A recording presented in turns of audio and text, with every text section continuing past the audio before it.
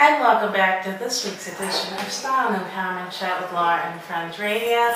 So we are very excited to welcome amazingly beautiful songstress, Starlene Bay. Hello. Thank you for having me. So Starlene was one of the featured performers at the NAMM Jazz concert at the Wyndham Hotel. Mm-hmm.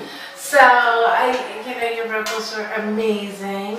And so tell us, Starlene, a little bit about your background in music. And I know you are a neo soul singer, which is my favorite pocket. Yes. I am a soulful singer. Mm-hmm. And I love music. I started, from kindergarten. I remember singing in my kindergarten graduation. Mm-hmm. But went on through high school and everything, and I played in the orchestra.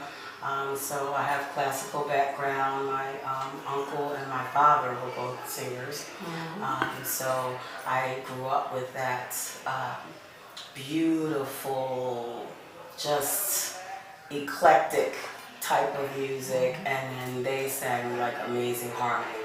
So I have that in my background as well. So I'm blessed that my mom played everything forever, all the time. So I know so many songs, and I think that's part of the reason why I do jazz, blues, and R&B, because she played all of that. So I'm a different kind of singer, and even though they sometimes try to pigeonhole you, Right. I decided to do my CD with the things that I love, the songs that I love. So that's just a little bit of background on me. I'm excited to have my new CD now, produced by Mr. Norman Connors, and Yes. in record stores in London, and we're going back to London, and having like these amazing opportunities, to come into play just from this one CD, so I'm really excited about it.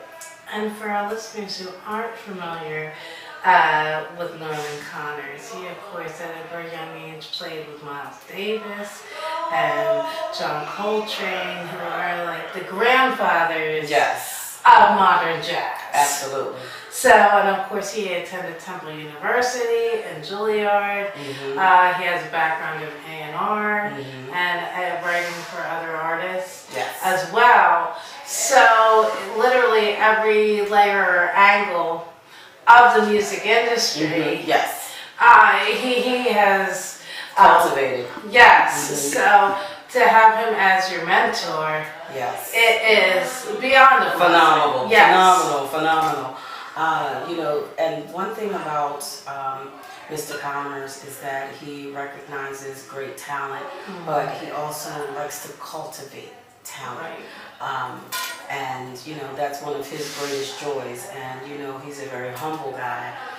But being in his presence and being in the studio with him, is absolutely amazing. So when he says, Star, that was fabulous, you did it, it means a whole lot more. Sure. Now, who are some of the singers or artists that have influenced you?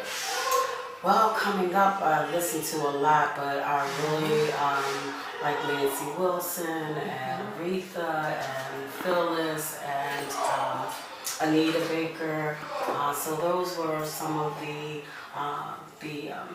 artists that I listened to. And then, because of my dad and my uncle, I also listened to the guys, Otis Redding, and, those guys, because they played stuff forever. Like, I don't know how old it is, but they just played it and played it and played it. And, those were lyrics that you wanted to hear. And I think, I grew up learning and loving lyrics. It was about the lyric. It wasn't always just about the music. You could sing a song without the music, and everybody knew the song. So those days, I want to continue.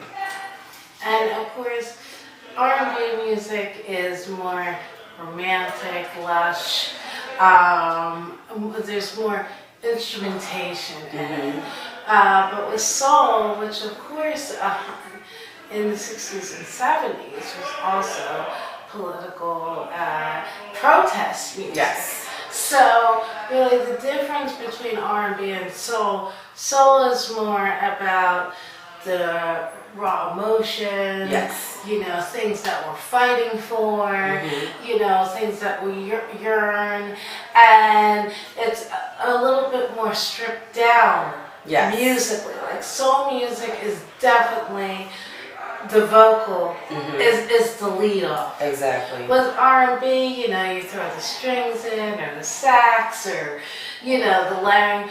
But with soul music, you really have to have the pipes, Mhm. and it's also more about expressing. Yes, and that was one of the things, one of the reasons why I really loved Billie Holiday and Etta James. I love blues, you Yeah. know, as well.